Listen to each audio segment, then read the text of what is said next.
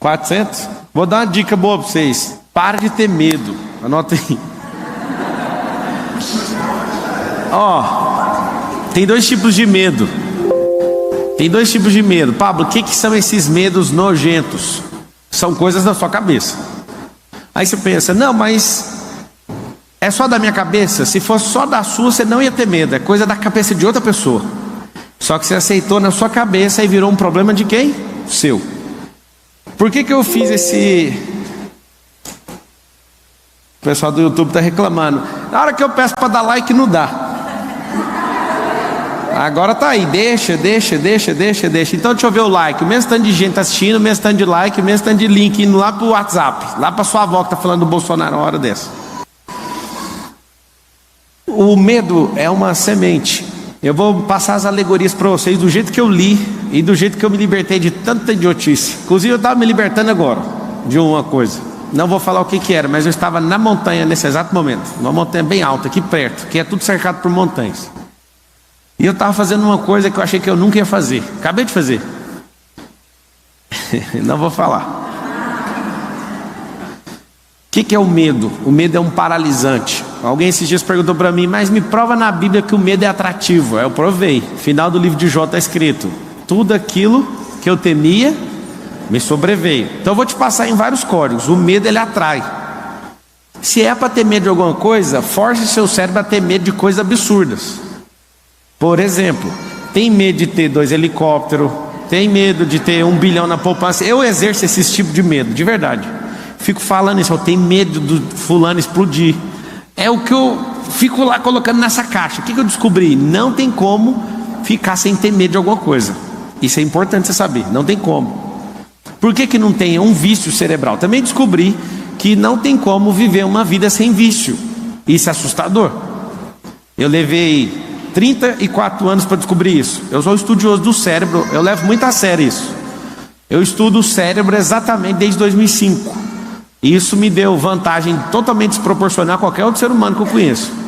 Eu não paro de estudar desde 2005. Só que levou tanto tempo para eu descobrir. Não tem como ter uma vida sem vício. E agora? Por que não tem como viver uma vida sem vício? O cérebro precisa de circuito para ele entrar. Então ele ama um circuito chamado medo. É um vício.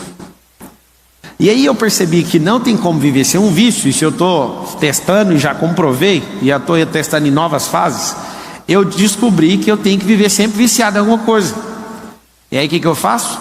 Eu faço uma lista de vícios que eu vou entrar, porque o cérebro, ele tem um problema. Isso é físico.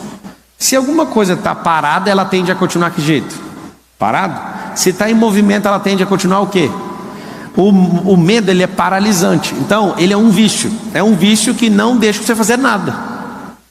Então você tem que ter um vício. Qual que é meu vício atual? Tem que assumir. É pilotagem. Estou investindo algumas centenas de milhares de reais, comprando carro de corrida, carreta, montando um time de piloto, fazendo doideira, comprando simulador daqueles que até treme, faz tudo. Tudo. Investi o ó do Borogodó. Ainda é só o começo. Mas eu entendi uma coisa: esse vício vai acabar tal data. Eu já coloquei data. Por quê? Porque eu quero ir para o próximo vício. O que é um vício? Anota na frente assim, ó. Vício é um circuito. Agora eu tenho uma pena. Na verdade eu não tenho pena e nem dó de ninguém, mas é ruim para você. Você ser viciado em beber bebida alcoólica, por exemplo, não tem dádiva nenhuma nisso. Você ser viciado em fumar, viciado em ver pornografia, o que você ganha com isso? Seja viciado em coisas que você vai ser edificado. Mas uma coisa eu sei: por que uma pessoa às vezes é muito religiosa, ela fica 30 anos num vício religioso? Porque é vício. Você fala qualquer coisa, ela não aceita nada. É um vício que a cabeça dela entrou e não quer sair. Então o que eu percebi? A gente não vive sem vício.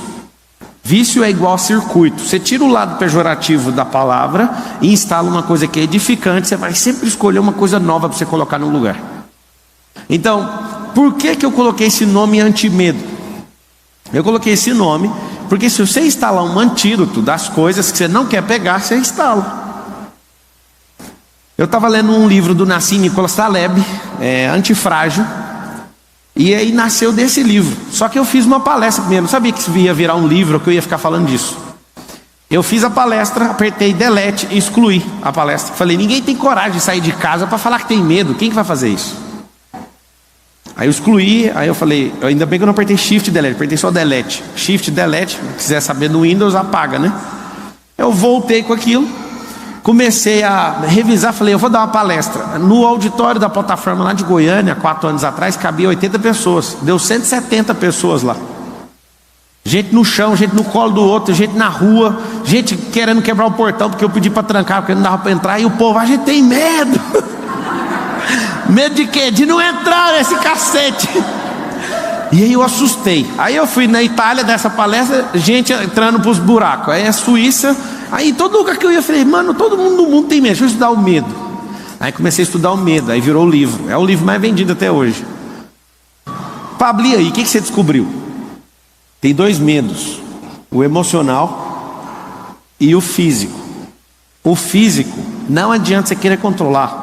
Você nunca vai controlar ele, a não ser que você tenha algum problema hormonal.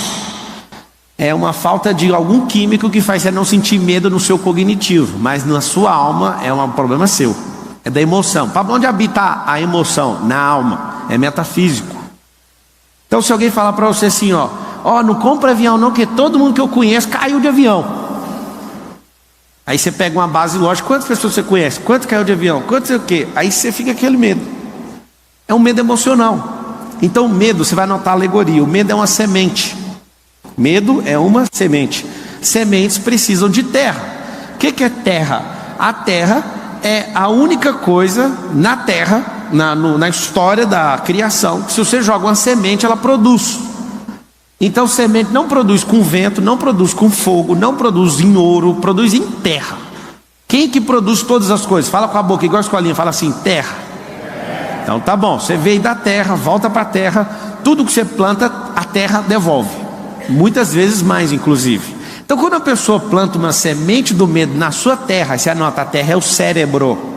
Quando a pessoa coloca essa semente no seu cérebro, acontece algo importantíssimo que você tem que saber. Você não vai colher uma semente, você vai colher 1000. A pessoa põe um medinho em você, assim, você tem que ter estabilidade. Tem alguém lá em casa, né, que eu nasci numa família. Nessa família, uma das pessoas lá de casa, agora, tudo que eu falo, eles ficam pegando uns pedaços, mandando no WhatsApp. O que você quer dizer com isso? Eu não vou falar mais o nome de ninguém. Pronto. Alguém lá da minha família falou para mim que eu tinha que ser funcionário público. Aí eu falei, peraí, eu nunca peguei numa apostila, nunca escrevi nesses trem e tal. Você é contra nós? Você tem que lembrar que quem é livre não é contra você fazer nada. Esse é um outro sintoma de quem não tem medo, ele quer a liberdade. A liberdade custa caro. Você tem que entregar os medos, senão você não vai ser livre nunca. E aí o que aconteceu? Eu lembro de ter essa configuração, uma semente plantada e regada por muitos anos. Tem que ter um bom emprego, ganhar 5 mil. O seu ápice de vida ganhar 10 mil. 10 mil não dá para pagar nem a... Vou falar isso não. 10 mil não paga nem o tanque da lancha para dar uma volta. Não sei se vocês sabem, quando vocês tiverem uns barcos, 10 mil é para encher o tanque, para você andar um dia mesmo, bem andado. Aí a pessoa quer viver uma vida para ganhar esse salário. E eu que ganho menos. Lembra que alguém que é livre nunca está importando se você ganha muito ou pouco. Isso é problema de quem? Seu. Só que essa semente, por muitos anos, você tem que ser estável, você nunca vai alcançar prosperidade. Por quê? Porque cada vez que alguém planta essa semente, um dia, uma semana, um mês, um ano, você colhe milhares. Aí você vira um grande armazém com bilhões de sementes e fica distribuindo para os outros ainda. Eu vejo gente na internet ensinando finanças. A primeira coisa que a pessoa ensina sobre finanças é reserva de emergência. A primeira coisa que você está ensinando para a pessoa é ser escassa. Eu acho bonito isso. Eu, Pablo Marçal, tem 16 anos que eu nunca pedi dinheiro emprestado para ninguém. Meu dinheiro nunca acabou no final do mês. Nunca. Eu nunca mexi com o negócio de reserva. Meu negócio é pau na máquina. Eu sempre me coloco na pressão para produzir. Eu sempre compro um negócio. Agora não é assim mais, infelizmente, porque eu gostava de ser desafiado. Eu gostava de falar que ia comprar um negócio que não tinha um dinheiro, aí eu tinha que me foder para pagar. Eu sempre fui de jeito. Agora acabou, parece a graça. Eu quero comprar um trem, é só apertar um botão. Mas a minha vida inteira eu ia entrar no meu primeiro loteamento, não tinha um dinheiro. Eu falei, pô, meu nome, a Carol, você tá doido. Eu falei, você já viu dar errado alguma vez? Não. Aí eu tava instalando coisa na cabeça dela também. E eu olhava e falava, mas essa pode ser a primeira vez. Essa pode ser a primeira vez. Resumindo, eu percebi que pessoas andam com sementes carregadas em seus bolsos. E elas têm uma função de geração em geração. Distribuir medo. Porque como tem gente plantando na cabeça delas, elas estão colhendo muito, então elas têm que continuar distribuindo, senão elas afogam nos próprios medos. Então é medo de, você tem que ser estável, você não pode falar, você não pode desagradar, você não pode fazer isso, você vai para o inferno, você vai para sei aonde. Na hora que você descobrir esses besterol, tudinho que esse povo pôs na sua cabeça, você vai falar assim, ó, pode até ter coisa boa, só que eu vou pegar um arado e vou rasgar essa terra de fora a fora, e eu quero limpar essa terra, eu quero que ela descanse para depois eu escolher o que eu quero plantar.